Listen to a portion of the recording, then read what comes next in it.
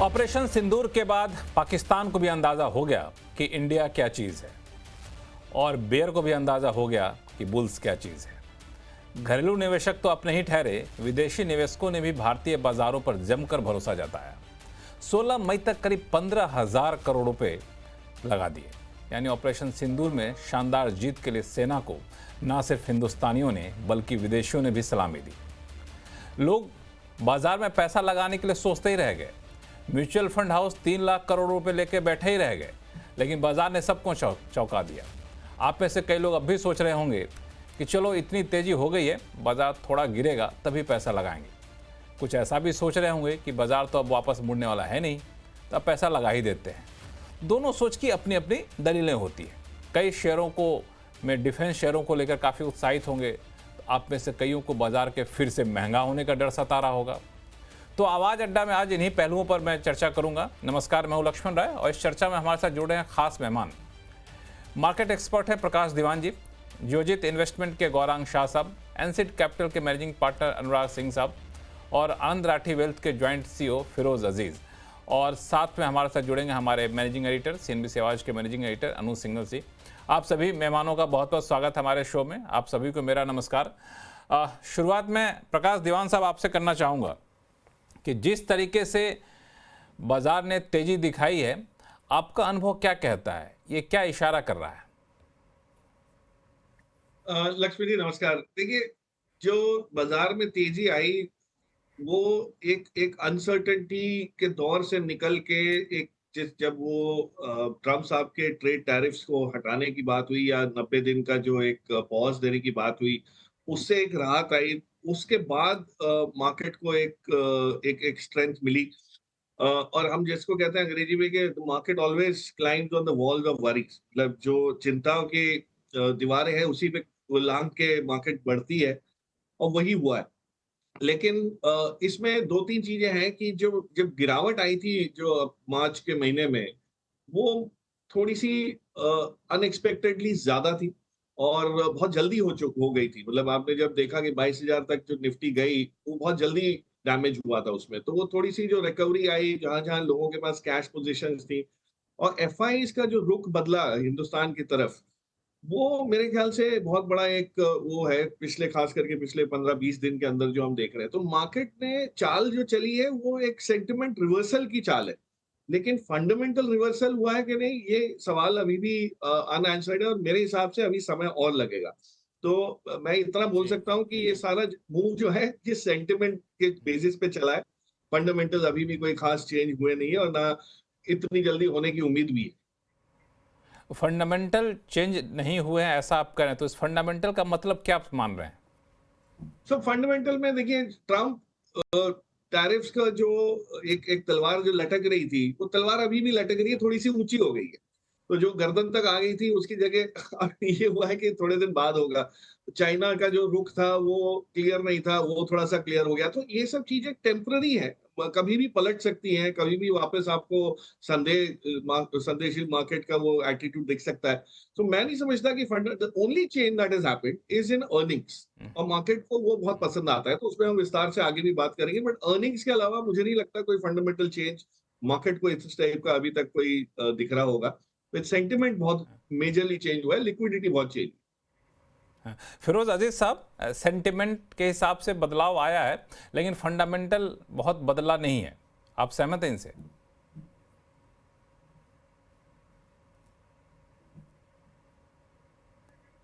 आप म्यूट पे हैं फिरोज साहब, अनम्यूट करें अपने आप को। Sorry Lakshman sir, good evening. Lakshman sir, मैं सहमत तो जरूर हूँ। फंडामेंटल इतनी जल्दी बदलते नहीं हैं। अगर आप रिजल्ट्स भी देखें तो निफ्टी की कंपनी के ऑलमोस्ट अबाउट 85% रिजल्ट्स आ चुके हैं। लास्ट क्वार्टर के ऑलमोस्ट 85% में 38 कंपनियों ने रिजल्ट दे दिए हैं। 245 रुपए की अर्निंग्स आई हैं, which is 5.2% growth over same quarter last year. तो ऐसी कोई भारी भरकम ग्रोथ नहीं आई है ये 38 कंपनियों की, अगर निफ्टी को एक अच्छा बैरोमीटर मानूं। स्मॉल कैप में 128 कंपनियों ने रिजल्ट दे दिए हैं कल तक, और 1.6% की ग्रोथ आई है।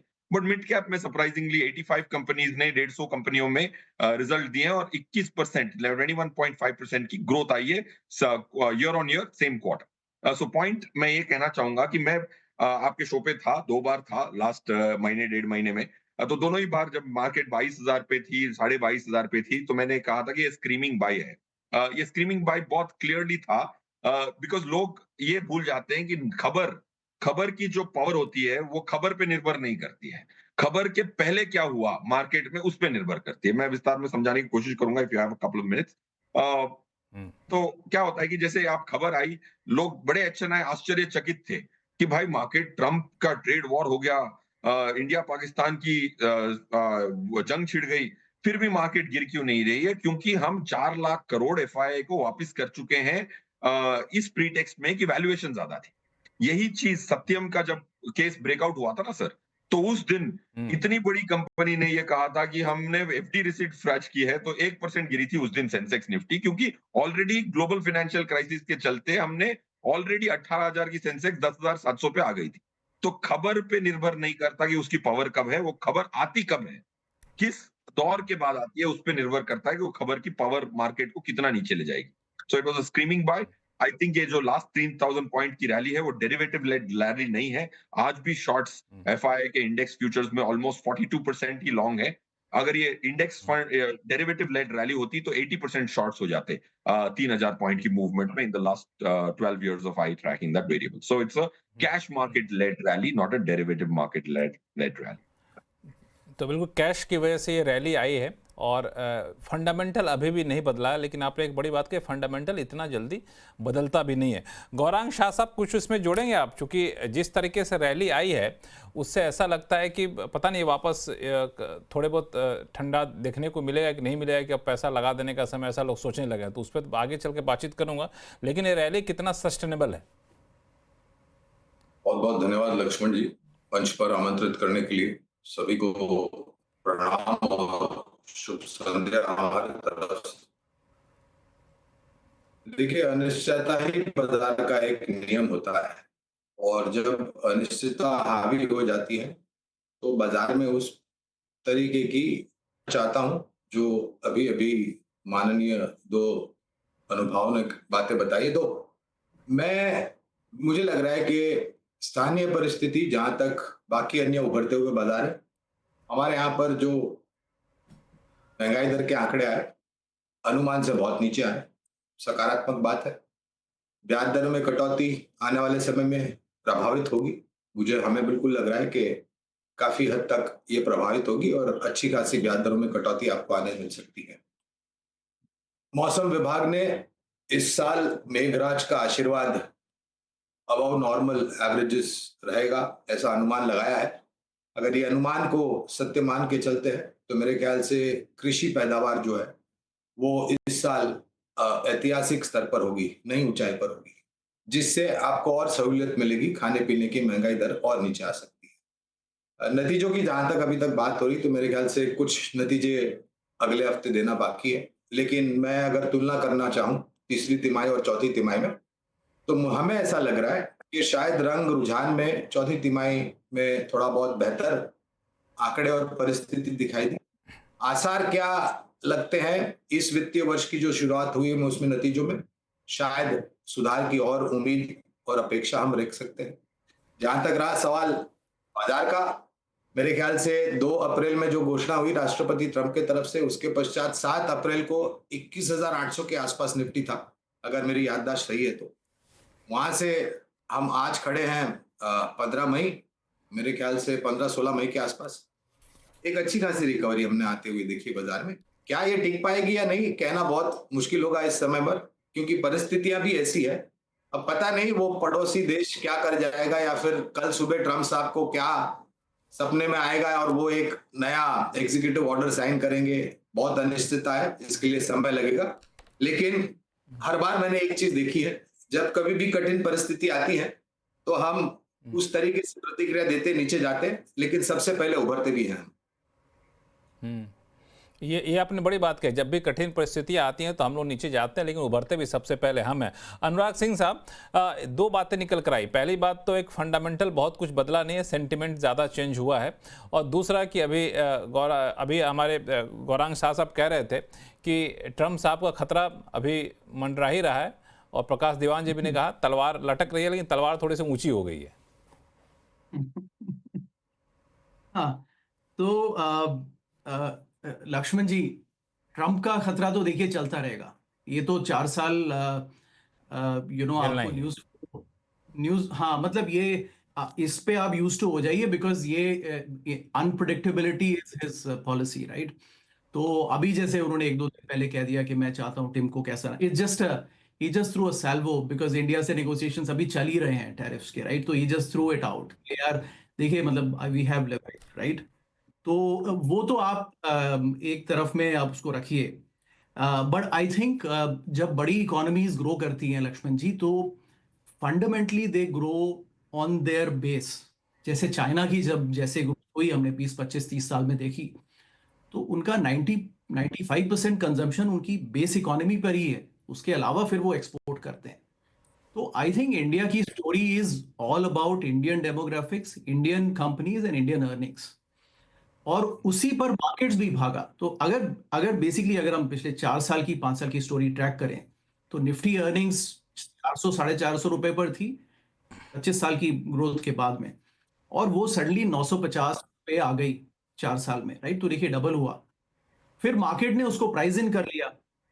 क्या वो ऐसे ही सस्टेनेबल है? ऑब्वियसली नहीं है, क्योंकि ये फेजेस हमने पहले देखे हैं, 2002 से 2008 में देखा है हमने। तो मार्केट जब अर्निंग्स, पास्ट अर्निंग्स को प्राइस इन करता है, तो थोड़ा ओवर ऑप्टिमिज्म भी प्राइस इन कर लेता है, और अगले कुछ 4-5 साल एब्जॉर्ब करता है।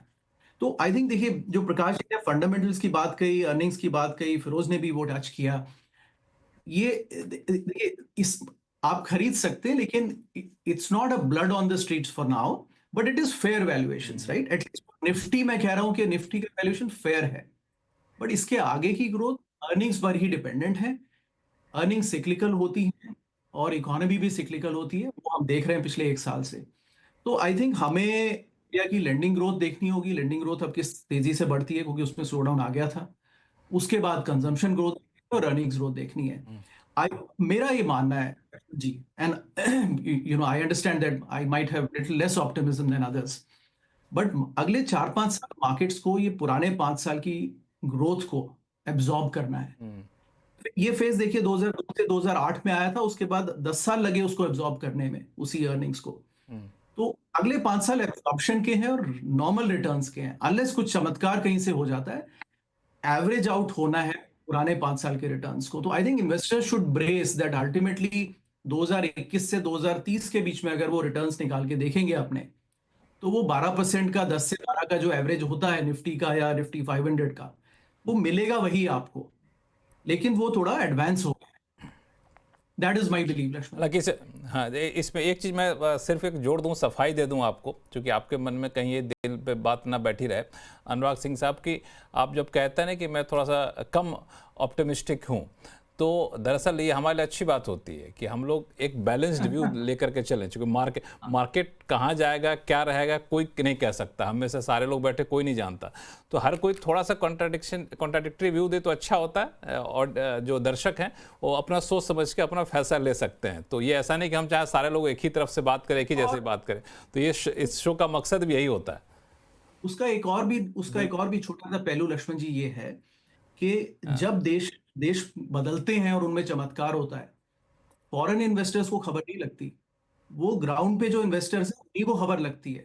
इसका बड़ा फेमस है, रुचिर शर्मा ने किताब में लिखा है, बड़ा बहुत तरीके से उन्होंने मेंशन किया है कि जब कैपिटल फ्लाइट हो रहा था ईस्ट एशियन क्राइसिस में 97-98 में, मलेशिया, थाईलैंड, इंडोनेशिया में, तो फॉरेन मनी फंसा रह गया, डोमेस्टिक इन्वेस्टर्स पैसा निकाल के ले गए, because they knew on the ground के क्या तो मैं इसमें दूसरा हो सकता है चमत्कार हो रहा हो, लेकिन उसकी खबर डोमेस्टिक इन्वेस्टर्स को पहले होती है, हमें बाद में लगती है, क्योंकि हम लॉन्ग टर्म ट्रेंड्स और मैक्रो ट्रेंड्स देखते हैं।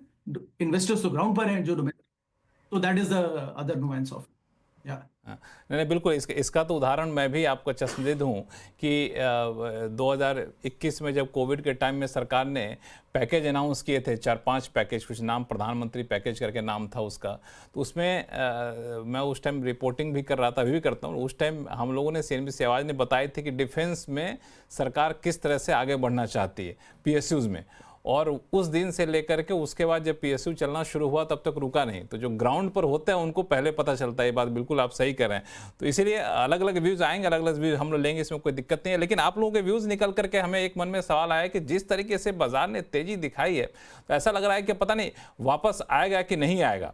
तो मैं अपने मैनेजिंग एडिटर अनु सिंघल साहब को जोड़ता हूँ इस पूरी चर्चा में, जो काफ़ी लंबा अनुभव भी रखते हैं। अनु सर, आपको क्या लगता है कि ये जो बाजार जिस तरीके से भाग रहा है, लगता है पीछे मुड़कर देखने को तैयार है नहीं? आपका ऑब्जर्वेशन क्या कहता है? लक्ष्मण जी, सबसे पहले तो जय हिंद। और देखिए, बिल्कुल इस समय मार्केट ने, मैं ये कहूँगा कि इस हफ्ते मार्केट ने हमारी आर्म्ड फोर्सेस को सलामी दी है। और सब कुछ भूल जाइए, इस हफ्ते का सबसे बड़ा ट्रिगर वही था, वहीं से शुरुआत हुई। और उसका सबसे बड़ा एग्जांपल है डिफेंस स्टॉक्स को देखिए आप, क्या शानदार तेज़ी रही। मतलब डिफेंस स्टॉक्स इस हफ्ते 20 से लेके 35% तक भागे हैं। इससे ज़्यादा बड़ा क्या साइन हो सकता है कि ये हमारी मार्केट की सलामी थी, हमारी आर्म्ड फोर्सेस को। और हमारी मार्केट काफ़ी समय से चलने को तैयार थी। बीच में मार्केट ने काफ़ी रेजिलियंस दिखाई। पहले देखिए अर्निंग्स की पिक्चर ख़राब थी, उस वजह से गिरे। फिर ट्रेड डील की वजह से गिरे, वो टैरिफ की वजह से गिरे। उसके बाद फिर ये पाकिस्तान वॉर की वजह से गिरे। लेकिन इन सब के बीच में मार्केट रेजिलिएंट रहा और इस हफ्ते मार्केट ने दिखा दिया कि अब वो वापस ऑल टाइम हाई जाने को तैयार है। एफआईआई की बाइंग शुरू हो गई है लक्ष्मण जी। म्यूचुअल फंड अभी भी रिकॉर्ड कैश पर बैठे हैं। सबके अंदर फोमो फैक्टर है, काफ़ी लोग पार्टिसिपेट नहीं कर पाए हैं और मुझे हैरानी नहीं होगी अभी मार्केट बहुत जल्दी ऑल टाइम हाई पर आए तो।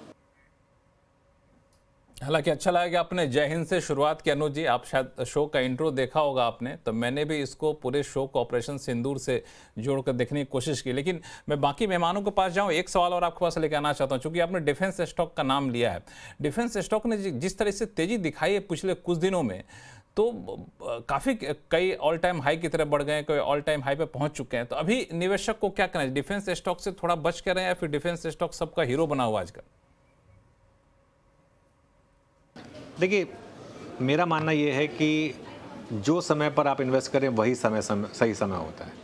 तो आप कोई किसी टाइम की वेट नहीं कर सकते। अगर आप इन्वेस्ट कर रहे हैं ना, तो आज भी अच्छा समय है इन्वेस्ट करने के लिए। भारत जैसी मार्केट में जिसमें आपको अगले 15 से 20 साल की बहुत अच्छी विजिबिलिटी है, उसमें आप without a doubt in levels पर भी इन्वेस्ट कर सकते हैं और करना ही चाहिए। ये मेरा व्यू होगा।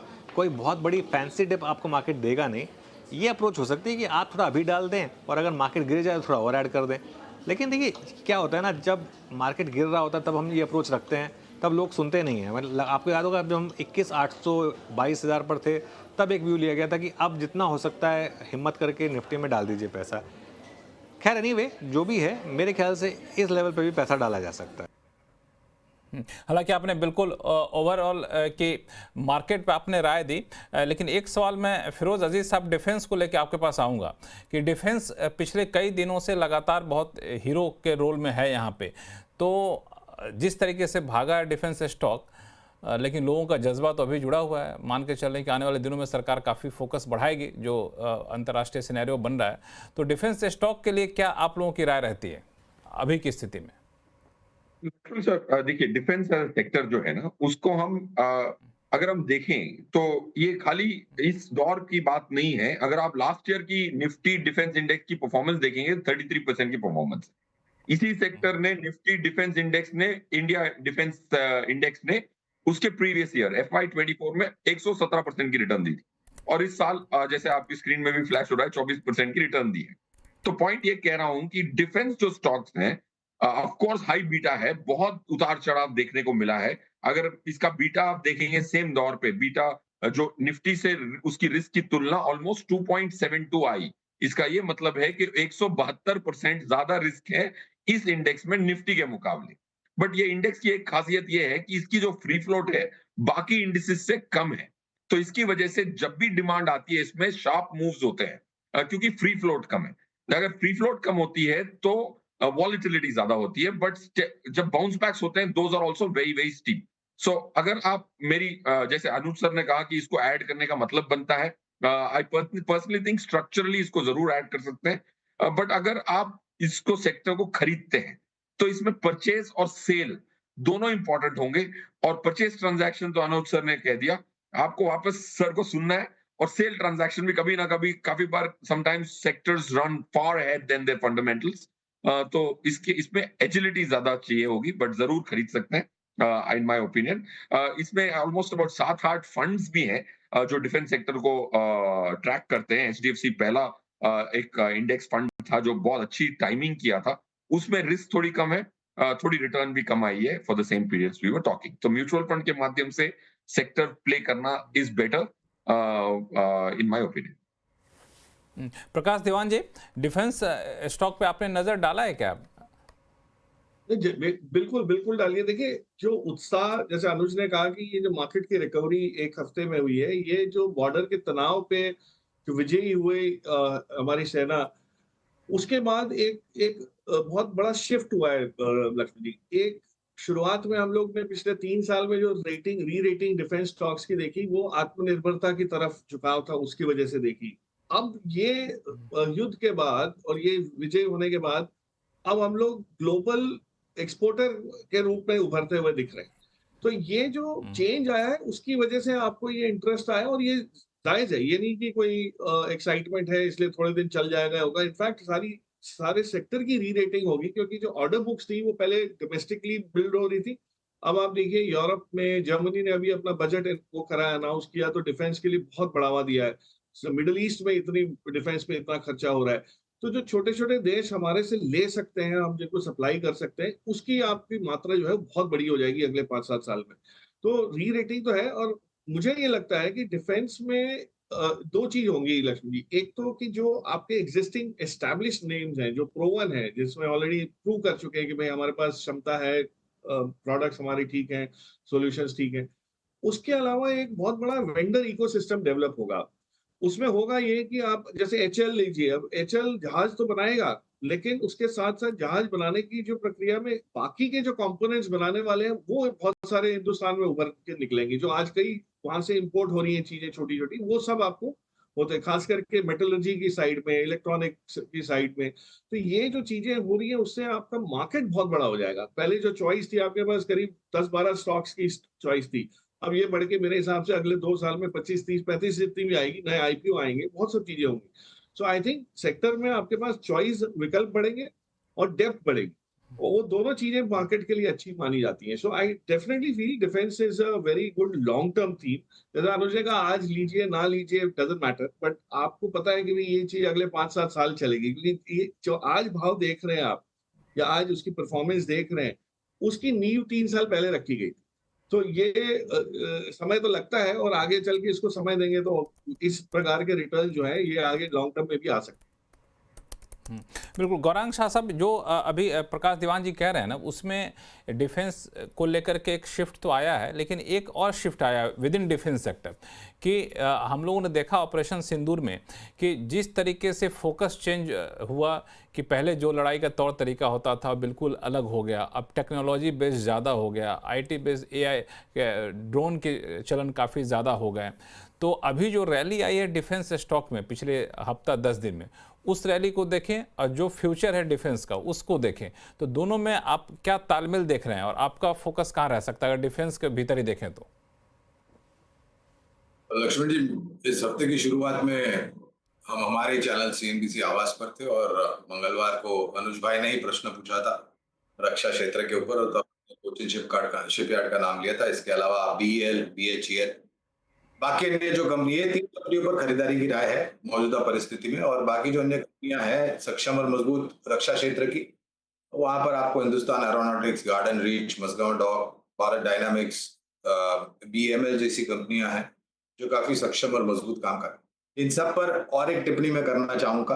अगर आप रक्षा क्षेत्र में निवेश करने का निर्णय लेते हैं और उसके पश्चात चाहे आप कोई म्यूचुअल फंड डिफेंस रक्षा से जुड़े हुए में डालते हैं पैसे, या फिर सीधे सीधे शेयर बाजार में रक्षा क्षेत्र से जुड़ी हुई कंपनियों में निवेश करते हैं, तो आपका नजरिया कृपया करके 6 महीने, साल, 1.5 साल, 2 साल का मत रखिए। आपका नजरिया और निरंतर निवेश 3 से 5 साल का रखेंगे, ये ज्यादा अनिवार्य होगा। और ये इसलिए लक्ष्मण जी, क्योंकि ये जो प्रोडक्ट्स बनाते हैं, अब तेजस लॉन्च हुआ, कमर्शियल हुआ, भारतीय वायुसेना में इसका इंडक्शन हो गया। अब तेजस MK1 और उसके बाद नेक्स्ट जेन तेजस MK2 पर हिंदुस्तान एरोनॉटिक्स कामकाज कर रही है। इस दरमियान में लाइट कॉम्बैट हेलीकॉप्टर प्रचंड, काफी बड़े बड़े करतब इस लाइट कॉम्बैट हेलीकॉप्टर प्रचंड ने दिखाए थे दुबई में जब एयर शो हुआ था। तो ये सब प्रोडक्ट्स जो है मेरा कहने का, और ये ब्रह्मोस, आकाश तीर, पिनाका, ये सब समय लगता है बनाने के लिए। पहले एक प्रोटोटाइप बनता है, फिर उसके टेस्ट होते हैं, अनुमति मिलने के पश्चात फिर मास स्केल प्रोडक्शन होता है।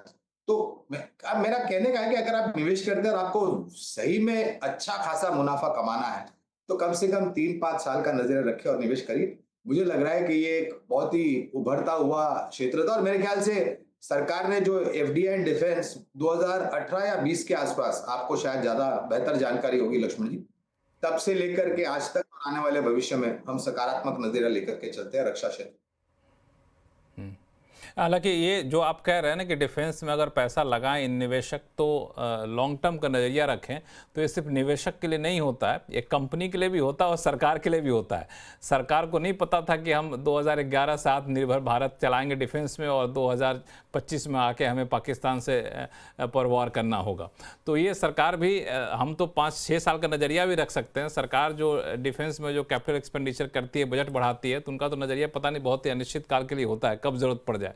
तो ऐसा ही सोच के आप डिफेंस के निवेशक को भी रखिए। लेकिन इस डिफेंस में एक और चीज़ आई, अनुराग सिंह साहब, आप शायद इसको देख रहे होंगे कि डिफेंस में सबसे बड़ा कह सकते हैं कि एक्सपोर्टर कंट्री में से एक US है। चाइना ने पाकिस्तान को सपोर्ट किया।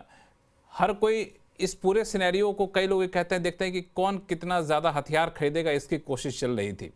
तो ये एक रीबैलेंसिंग जो हुआ कि एक तरफ इंडिया कह रहा है कि हम बहुत ज़्यादा आत्मनिर्भर बनने की कोशिश करेंगे डिफेंस सेक्टर में, और बताया भी सरकार ने कई सारी चीज़ें ऐसे काम आई जो हम लोग खुद प्रोड्यूस किया, और US के भी कई सारी चीज़ें काम आई, रशिया के कई सारी चीज़ें काम आई।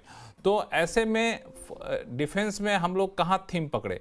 आत्मनिर्भरता की तरफ थीम पकड़े, या फिर एक्सपोर्ट करने वाली कंपनियां उसको पकड़ा जाए, या फिर टेक्नोलॉजी पे पकड़ा जाए? तो लक्ष्मण जी, यही एरियाज हमारे वीक स्पॉट्स होते हैं। FIs जब इंडियन मार्केट को देखते हैं तो वो ब्रॉडली कॉन्सेंट्रेट करते हैं financials, FMCG, consumers, discretionary and technology, IT। ये चर्चे हैं जो कि डोमेस्टिक इन्वेस्टर्स जो जमीन पर हैं वो ज्यादा समझ सकते हैं। देखिए, मैं आपको नजरिया बताता हूँ। आई डोंट नो HAL का वैल्यूएशन आज इतना क्यों है जो है, मेरी समझ से बाहर है, मैं उसको नहीं कर सकता हूँ वैल्यू, राइट। बट बहरहाल वो प्रोस्पेक्ट्स कैसे होंगे, वो सारा जो बेस्ट केस सिनेरियो है वो अगले 10 साल में एग्जैक्टली टर्न आउट होना चाहिए, तब भी वैल्यूएशन जस्टिफाई मुझे समझ नहीं आते।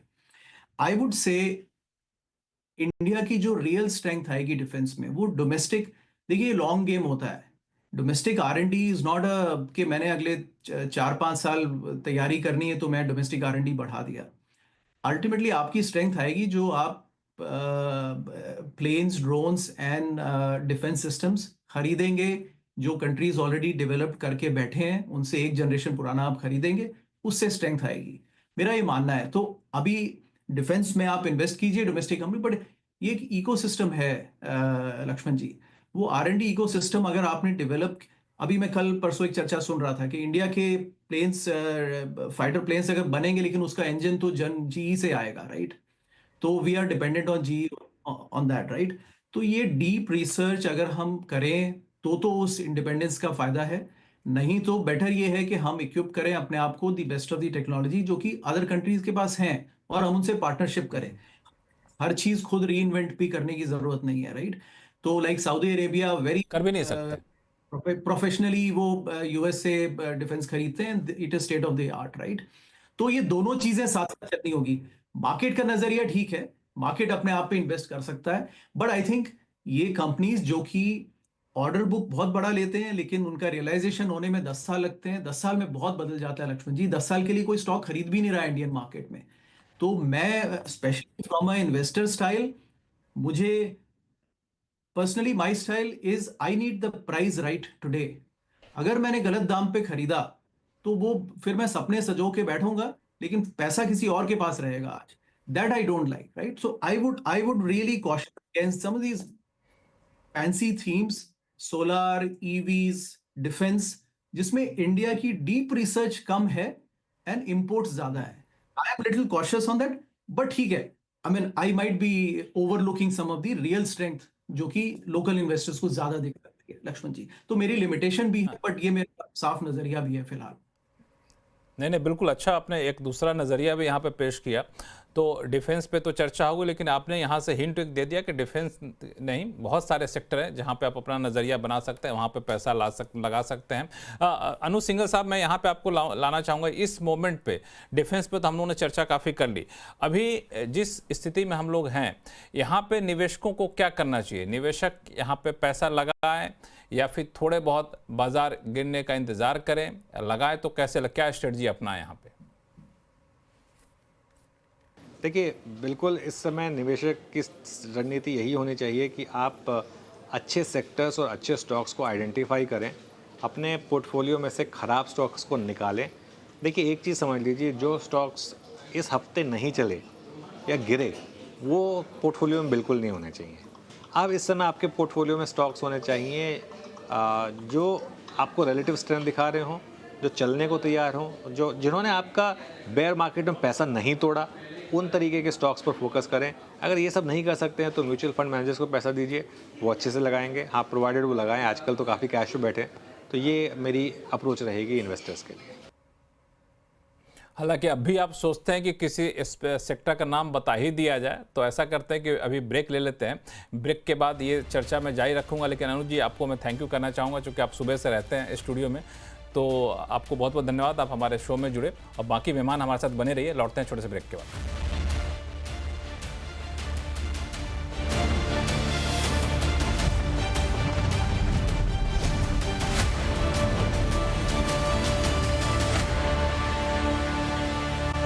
ब्रेक के बाद एक बार फिर से आपका स्वागत है। हम लोग चर्चा करेंगे बाजार में इस वक्त निवेशक क्या करें। ब्रेक पे जाने से पहले हमारे मैनेजिंग एडिटर अनु सिंघल साहब ने कुछ यहाँ पे क्यों दिए, तो उस चीज़ को आगे बढ़ाएंगे, और साथ ही साथ एक बात और चर्चा करेंगे आगे चलकर शो में, कि दो जो कंसर्न है, एक कि बाजार फिर से महंगा हो गया है क्या, और दूसरा जो ट्रम्प साहब इस तरह के बयान देते हैं कि एप्पल को, टिम कुक को, कि भाई इंडिया मत जाओ, बहुत हो गया, अब यहीं आओ। इस तरह का बयान का मतलब क्या निकाला जाए। लेकिन सबसे पहले शुरू करते हैं अच्छी बातों से, कि अभी इस वक्त अब अगर पैसा लगाना हो तो कहाँ अच्छा मौका दिख रहा है यहाँ पे? गौरांग शाह साहब।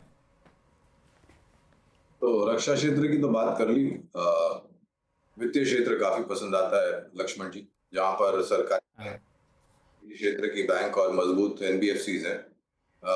ऊर्जा उत्पादन क्षेत्र और एक है जहाँ पर हमें लंबी अवधि के लिए सकारात्मक नजर आता है। इसके क्या गुड्स इंजीनियरिंग है, क्योंकि अगर वो नेक्स्ट $1 ट्रिलियन इकोनॉमी बनना है, भारत को एक बड़ी उत्पादन क्षमता वाला देश बनना है, तो मेरे ख्याल से कैपिटल गुड्स इंजीनियरिंग क्षेत्र का योगदान आना अनिवार्य होगा।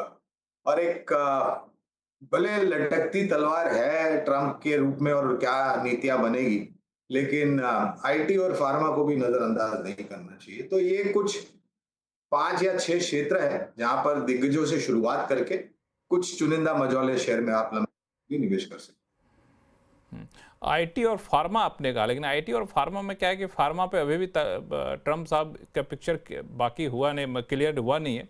और दूसरा कि अभी हम देख रहे थे कि म्यूचुअल फंड के डेटा जो अभी आए हैं, उसमें प्रकाश दीवान जी, अगर आपने गौर किया होगा तो उन्होंने देखा कि जो खरीदारी की उसमें टेक्नोलॉजी सेक्टर से बड़ा दूरी बना के रखा है इन लोगों ने। सबसे ज़्यादा फोकस वहाँ पे जो प्राइवेट बैंक है वहाँ पे किया है, ऑयल एंड गैस है वहाँ पे किया है, बैंकिंग शेयरों में ठीक ठाक खरीदारी की है म्यूचुअल फंड ने। तो ये क्या इंडिकेशन देता है? हम निवेशक भी उधर ही जाएँ या कुछ और आपको दिख रहा है? नहीं, मैं सहमत हूँ गौरांग के व्यू से भी, कि जो वित्त क्षेत्र में एक्सपेंशन होगा, देखिए अगर हमारी इकोनॉमी रिवाइव होने शुरू होगी, इंटरेस्ट रेट की कटौती ऑलरेडी शुरू हो गई है, जून में शायद एक आध और कट भी अनाउंस हो जाए, जो हालात है उसको देखते हुए समझ आ रही है।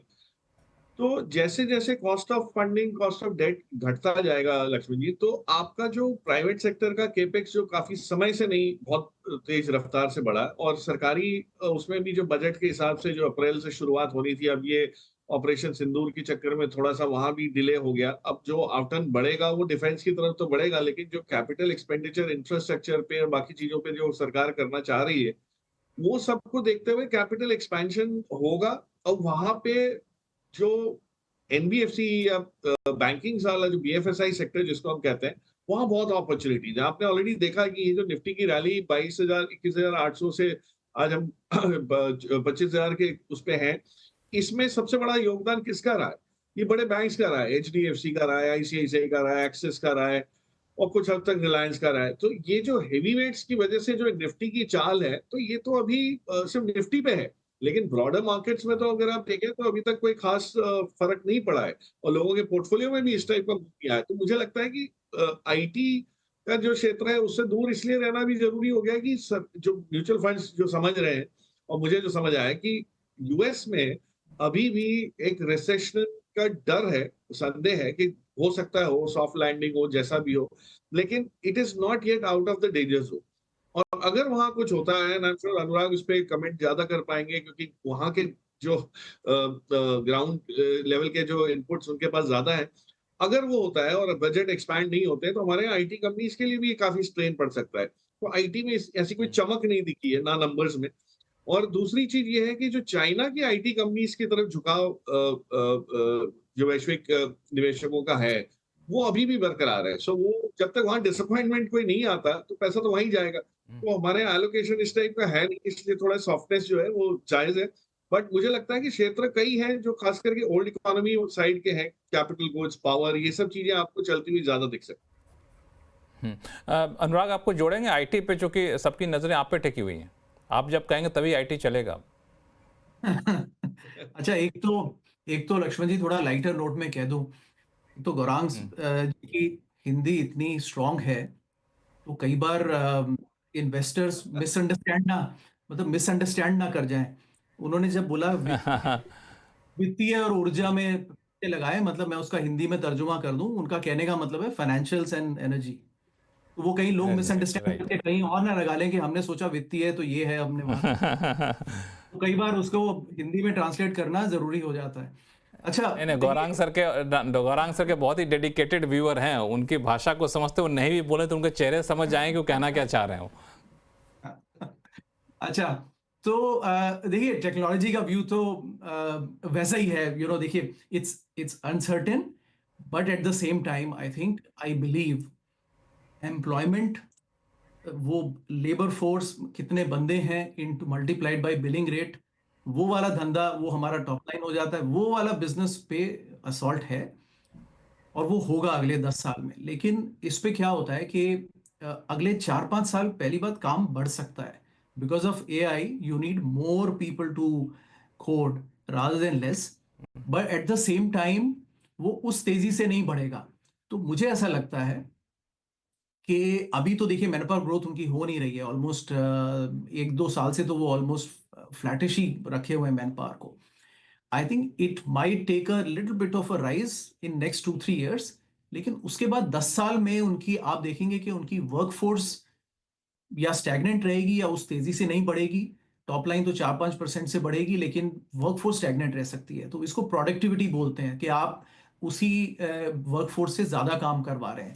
तो ग्रेजुअली आप देखेंगे वर्कफोर्स कम होगी लेकिन उनके मार्जिन्स इंटैक्ट रहेंगे। लक्ष्मण जी, ये कंपनीज बहुत स्मार्ट हैं और इनका बहुत स्ट्रॉन्ग मार्केट शेयर है और बहुत स्ट्रॉन्ग स्पेस है। इंडियन आईटी कंपनीज का बहुत ही स्ट्रॉन्ग स्पेस है यहाँ पर यूएस में। तो यू विल सी के उनके मार्जिन्स जो वो निकालते हैं 22-23-24% ग्रॉस मार्जिन्स निकालते हैं, वो इंटैक्ट रखेंगे वो।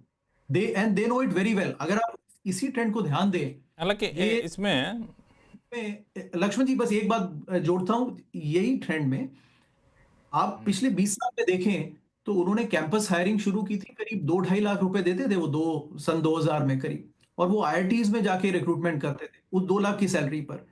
उसके बाद ग्रेजुअली जैसे डॉलर टर्म्स में कॉस्ट उनकी बढ़ती गई तो वो हायरिंग का लेवल नीचे लाते गए।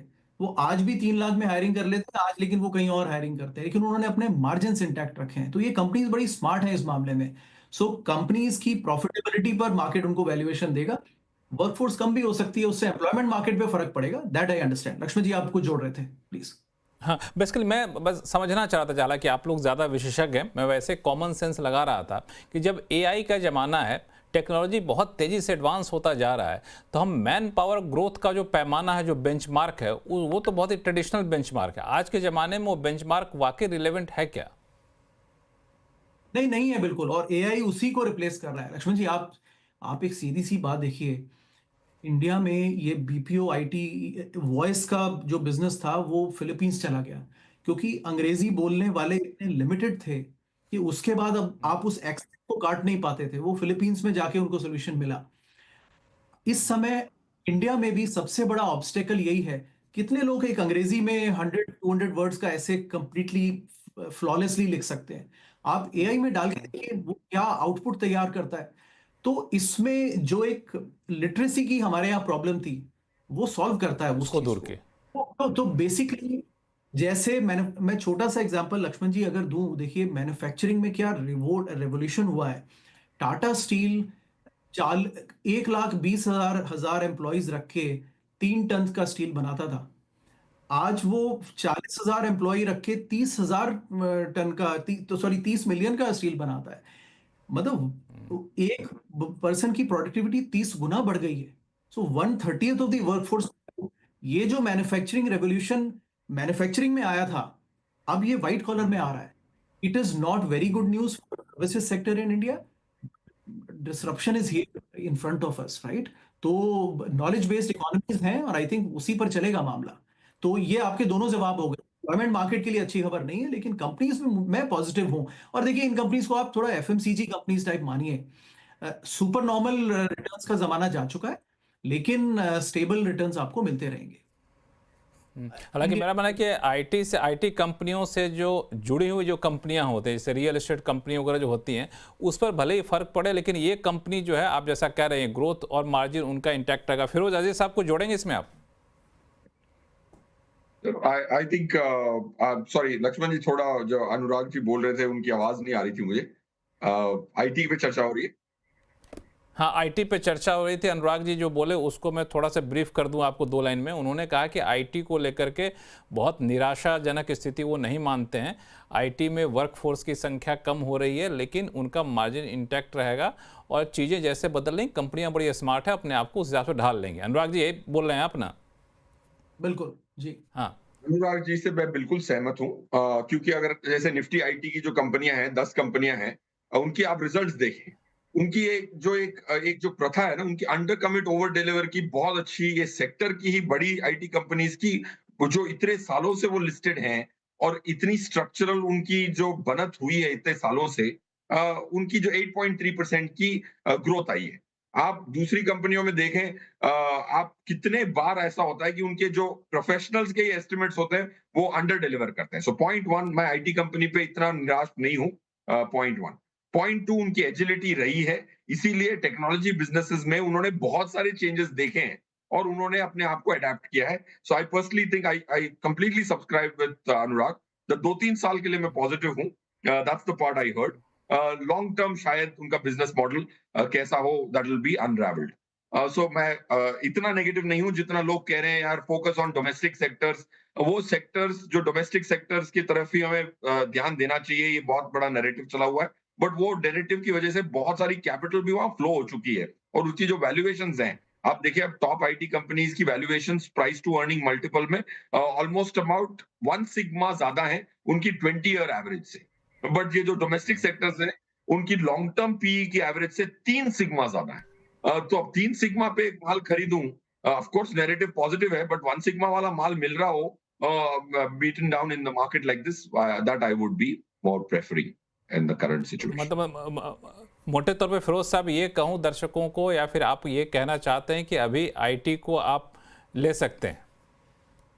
बिल्कुल लक्ष्मण जी, आप बिल्कुल सही फरमा रहे हैं। उसकी जो वेट है तो निफ्टी में हाँ, 12% तो की है। आईटी में कैसे चुने कंपनी को? किस तरह की कंपनियों को चुने? वहां भी बहुत सारी कंपनियां हैं, मिड कैप है, स्मॉल कैप है, लार्ज कैप है। मेरा ये मानना है कि लार्ज कैप आईटी एक बेटर सिचुएशन होगा। मार्केट अगर बहुत नीचे होती है तो मैं मिड कैप स्टॉक्स एक सेक्टर के खरीदता हूँ। अब आप कोई भी सेक्टर खरीदते हैं, अगर अपना डायरेक्ट इक्विटी पोर्टफोलियो बनाते हैं, तो मेरा ये मानना है कि एक डायरेक्ट इक्विटी पोर्टफोलियो वाले को पहले ये चेक करना चाहिए कि निफ्टी में है कितना और मैं उससे ज्यादा ले रहा हूँ या कम ले रहा हूँ। एक स्टॉक को लेना भी लेना कहते हैं, बट निफ्टी में अगर 11.9% की वेट है, तो अगर आप 11.9 से नीचे हैं तो आपकी वेट अंडर वेट है।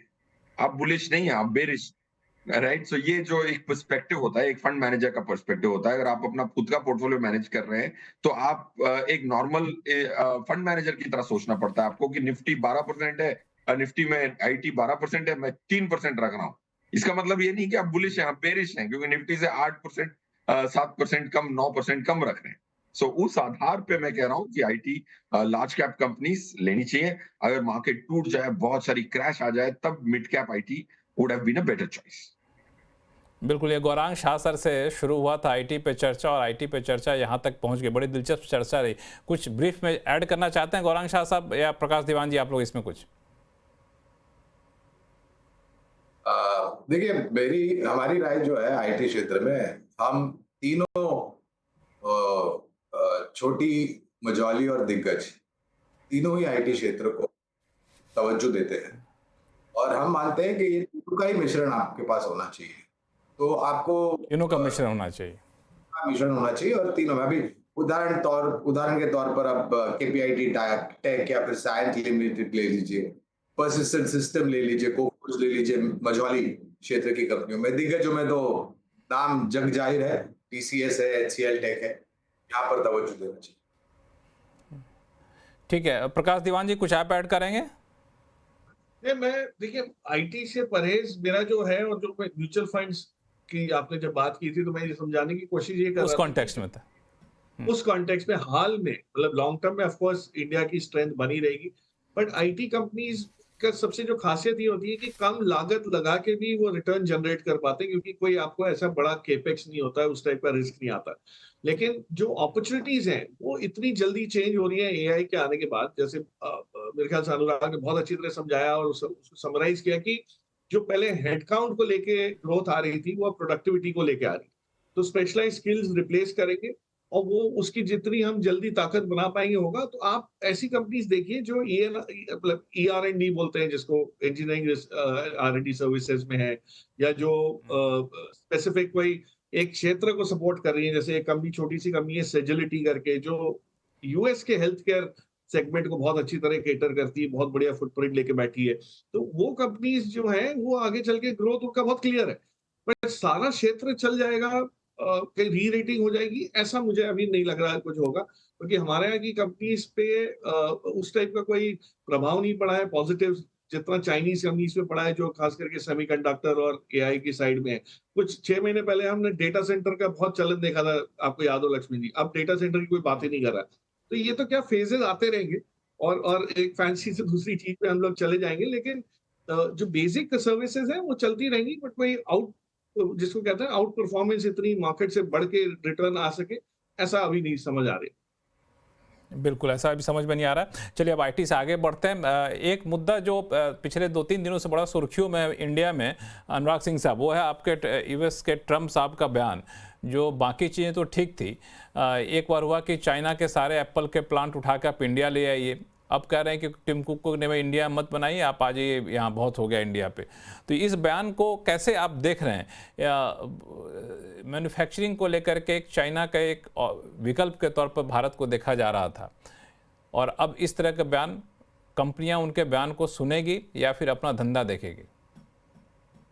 नहीं, कंपनीज अपना धंधा देखेंगी, बट उनका बयान भी एक कॉन्टेक्स्ट में है। देखिए, वो उस बयान की जो ऑडियंस थी वो पार्टली इंडियन था। जैसे मैंने कहा कि नेगोशिएशंस अभी इंडिया से चल ही रहे हैं।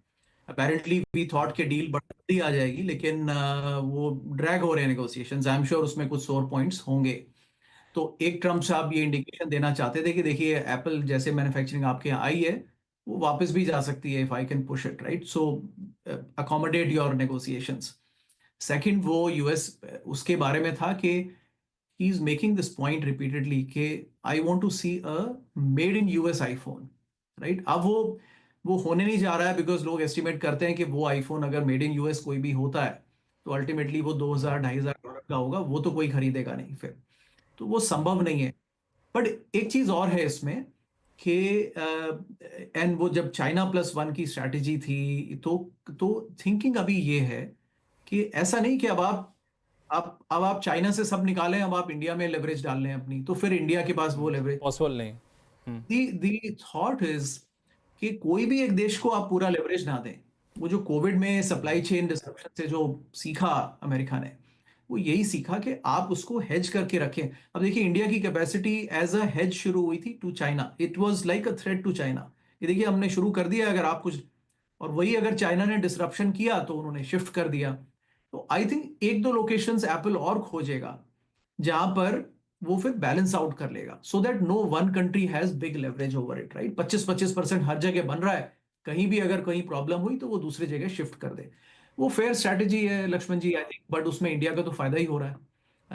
पूरा काम नहीं ये मिलेगा, तो लेकिन फायदा ही हो रहा है। अभी जितना भी हो रहा है it's a hedge to China, right. तो वो जितनी इंडस्ट्रीज इंडिया ग्रैब कर सकता है वो फायदे में होगा, राइट। हालांकि बहुत अच्छा एग्जांपल कोविड का दिया, लेकिन एक चीज़ और है कि मतलब ट्रम्प साहब का ही मानना पड़ेगा, वो सोते उठते हर चीज़ को धंधे के नज़रिए से देखते हैं। उनके पास धंधे के अलावा कोई चश्मा है नहीं। वो युद्ध हो रहा वहाँ भी धंधा ले आएंगे, कहीं भी हो रहा धंधा, बिल्कुल डेडिकेटेड रहते हैं। डेडिकेशन होना चाहिए लोगों में, माना। हाँ, कुछ कुछ लेकिन कुछ कहना चाह लेकिन रहे लेकिन हैं। लेकिन कई बार उस चीज को ना, कई बार लोग थोड़ा उसमें संजीदगी मिस कर जाते हैं और उसको कैजुअली ले लेते हैं। वो भी नहीं लेना चाहिए। उनके स्टेप्स के पीछे एक लॉन्ग टर्म पोल्स, कोई गोल्स उन्होंने डिसाइड किए, वो जरूर होते हैं। अगर आप केयरफुली देखें तो यूएस अपनी लेवरेज केयरफुली एक्सट्रैक्ट नहीं कर रहा था कंट्रीज से, जो अब उन्होंने आके किया। यही ट्रेड वो कि अल्टीमेटली क्या होगा, हर कंट्री से वो कुछ ना कुछ डील करेंगे, जिससे अल्टीमेटली यूएस के या डिफेंस एक्सपोर्ट्स बढ़ जाएंगे। तो आई थिंक हमें उसको इस तरह से भी नहीं लेना चाहिए कि वो सीरियस नहीं है, वो अल्टीमेटली सीरियस है उनके लिए। पर वो शुरुआत करते हैं डील मेकिंग में, कई बार एक कुछ ऐसे सैल्वोस थ्रो करते हैं जो कि एक स्टार्टिंग पॉइंट होते हैं, बट उसके पीछे थॉट रहता है। क्योंकि ये अंडर एस्टिमेट डेमोक्रेट्स भी उनको कर गए थे 2016 में, और फिर 2020 में भी अंडर एस्टिमेट कर गए, 24 में, राइट। और वो अब उसकी भुगत रहे हैं। अब they underestimate what he says, वो नहीं करना चाहिए। ये क्वेश्चन हालांकि करना मुझे चाहता पिछले शो में एक हमारे पैनलिस्ट थे, उन्होंने एक बड़े अच्छे ट्रम्प के बुक का जिक्र किया, the art of the deal करके, ट्रेड डील करके। तो उन्होंने बताया कि उस बुक में जो चीज़ें लिखी थी उसको अगर आप पढ़ लीजिए तो ट्रम्प के हर कदम का के पीछे क्या मकसद है वो आपको पता चल जाएगा, क्या कहना चाह रहे हैं। बिल्कुल उससे कोई डेविएशन नहीं है, हर चीज़ बिल्कुल हूं। स्ट्रक्चर्ड है। वो किताब मैंने कभी बहुत पहले पढ़ ली थी, और उसमें उनका एक टर्म है, अच्छा, आपने पहले पढ़ लिया था। हाँ। कभी कभी कभी उनने 2000 के उसमें सन में कभी पढ़ी थी कॉलेज दिनों में। हाँ। उसमें टर्म कहते हैं वो, don't don't get mad, get even. हाँ। विच मीन वो अगर आपसे खफा हैं तो वो उसका जवाब आपको वो देर में सर्व नहीं करते, वो तुरंत सर्व करते हैं। तो उनके तुरंत रॉन्ग सर्व साइड करते हैं। आने से बचना चाहिए। ये बयान मतलब जियोपॉलिटिकली इंपॉर्टेंट है, don't get on his wrong side, because वो क्विकली ही gets even, he doesn't wait. Firoz Aziz sahab, कैसे देख रहे हैं इस बदलते सिनेरियो को और ट्रम्प साहब के जो समय समय पर बयान आ रहे हैं? हम लोग अभी भी थोड़ा सतर्क रहें? नहीं, आई दर्शक के थिंक तौर पे। मेरे हिसाब से ये बेनिफिशियल है इंडिया के लिए। जो भी हमारी जो ग्लोबल ट्रेड में जो भी हमारी स्थिति थी, जब ये पूरा जो टर्मोइल है जो सेटल होगा, तो आई थिंक हमारी पोजीशन बेहतर होगी। Point one. पॉइंट टू, आज की डेट में अगर आप देखते हैं इंडिया की डोमेस्टिक जो क्यूज है फंडामेंटल की, टैक्स कलेक्शन देख लीजिए, डायरेक्ट टैक्स कलेक्शन 13.7% से लास्ट फाइनेंशियल ईयर बढ़ा है। अप्रैल का जीएसटी नंबर देख लीजिए। तो आई पर्सनली थिंक ये जो ग्लोबल अनसर्टेनिटी है, वो इंडियन पॉजिटिव ऑब्जॉर्व कर सकता है। आप इन्फ्लेशन डेटा देखिए, रेपो रेट कट्स जो 2 साल से वेट कर रहे थे अब हुए हैं। तो बैंकिंग सिस्टम में जो फ्लैट यील्ड कर्व का जो नेगेटिव था, वो डिपॉजिट रेट्स ग्रो नहीं हो रही थी, क्योंकि जो भी हमारे सीनियर सिटीजन थे वो जाके देखते कि यार 1 साल की एफडी और 5 साल की एफडी में कोई अंतर ही नहीं, तो 1 साल की एफडी करते थे। मेरे पापा भी कहते हैं मैं अब 3 साल की एफडी नहीं करता, सिर्फ 1 साल की करता हूँ, क्योंकि दोनों के ब्याज में एक ही अंतर ही नहीं है। तो वो फ्लैट यील्ड कर्व का जो नेगेटिव था बैंकिंग सिस्टम पे, वो भी थोड़ा कम होता हुआ दिख रहा है। सो पॉइंट मैं कह रहा हूं कि अगर आपका लॉन्ग टर्म पैसा हो, आप निफ्टी से 10-12% की ग्रोथ देख सकते हैं, और अच्छे म्यूचुअल फंडों में 13-14-15% की रिटर्न आपकी इक्विटी पोर्शन से आ सकती है। 5 साल के पैसे में अगर आपके पास 60% इक्विटी नहीं है, तो आप अपने पैसे के साथ नाइंसाफी कर रहे हैं। बिल्कुल, तो ये आपका क्लियर व्यू है। लेकिन एक बात जो पिछले महीने तो नहीं, फरवरी मार्च वगैरह में बड़ा सता रहा था लोगों के, एक बड़ा सिंपल सा अंडरस्टैंडिंग बन गई थी कि भारतीय बाजार बहुत ही महंगा है, इस वजह से बाजार गिरा है। एक बड़ी वजह बताई जा रही थी। अब जिस तरीके से तेजी आई है, क्या वाकई भारतीय बाजार महंगा हो रहा है क्या? गौरांग शाह साहब, संक्षिप्त में आपका कमेंट लूँगा, फिर मैं प्रकाश दीवान जी से पूछूंगा। संक्षेप में अगर बताना है तो रणभूमि में और शेयर बाजार में कदम आपको आगे बढ़ाना चाहिए। अपने स्थान पर खड़े रह करके या कदम पीछे लेकर के आपका जो मकसद है वो आप हासिल नहीं कर पाए। प्रकाश दीवान जी, बाजार फिर से हमारा महंगा हो रहा है क्या, कि वो डर अब नहीं है? देखिए, बाजार कभी भी आपको उम्मीद के हिसाब से चाल देगा भी नहीं, लेकिन जो अर्निंग्स आ रही है उसके आने के बाद जो क्वार्टर शुरू हुआ है, ये मतलब जो अर्निंग शुरुआत हुई है मार्च क्वार्टर की, इसके बाद एक चीज महसूस हो रही है कि नंबर्स इतने खराब नहीं है जो दिसंबर के क्वार्टर में लग रहे थे। तो उस तिमाही से इस तिमाही में काफी फर्क पड़ा है उम्मीदों के विज़ावी। और मुझे लगता है लक्ष्मी जी की जैसे ये नंबर्स खत्म होगी, अर्निंग सीजन खत्म होगा, समाप्त होगा, तो आपको ये महसूस होने लगेगा कि अर्निंग्स ठीक ठाक है, वहां पे नेगेटिव ग्रोथ एटलीस्ट नहीं है, कोई डी ग्रोथ नहीं है। और जो ग्रोथ है ये एक शुरुआत है, तो ये आगे चल के सस्टेन भी हो पाएगी, खास करके जो फाइनेंशियल और ये सब चीजों में जो हेवी वेट्स है। तो मुझे लगता है कि महंगा मार्केट जरूर है, लेकिन कहीं ना कहीं अर्निंग्स कैचअप हो जाएगा तो मार्केट रीजनेबल लेवल पे आ जाएगा। मार्केट में सबसे बड़ा रिस्क जो ये है वो अनसर्टेनिटी का है। अगर टैरिफ्स को लेके कुछ वापस शुरुआत होती है, कोई वापस रिवर्सल्स होते हैं, चाइना का रुख और थोड़ा सा स्ट्रिंजेंट बन जाता है, तो वहां पे मुझे लगता है कि आपको एक एक अनिश्चितता वापस शुरू होती हुई दिखेगी और उसकी वजह से थोड़ा बहुत सेलिंग आ सकती है। बट अदरवाइज फंडामेंटल्स अगर इंप्रूव होंगे तो आई डोंट थिंक मार्केट इतना महंगा महसूस होगा। पर इस चीज को एक और क्वार्टर भी लग सकता है, तो it is not going to happen overnight. Fundamentals को टाइम दीजिए, हो सकता है कि जून के बाद आपको दिखना शुरू हो कि स्ट्रेंथ आ रही है, पर तब तक मार्केट अपनी चाल चलते रहेगा क्योंकि लिक्विडिटी और सेंटिमेंट पे ज्यादा ड्रिवन है। हाँ, लिक्विडिटी भी काफ़ी ज़्यादा और सेंटिमेंट भी काफ़ी बेहतर है। आप सही मेहमानों का बहुत बहुत धन्यवाद हमारे शो में जुड़ने के लिए। शो का समय चूँकि कम है, खत्म हो रहा है। वैसे बहुत दिलचस्प चर्चा आप लोगों से रही, बहुत बहुत धन्यवाद फिर से। और आवाज़ अड्डा फिलहाल इतना ही। देखते रहिए CNBC आवाज़। नमस्कार।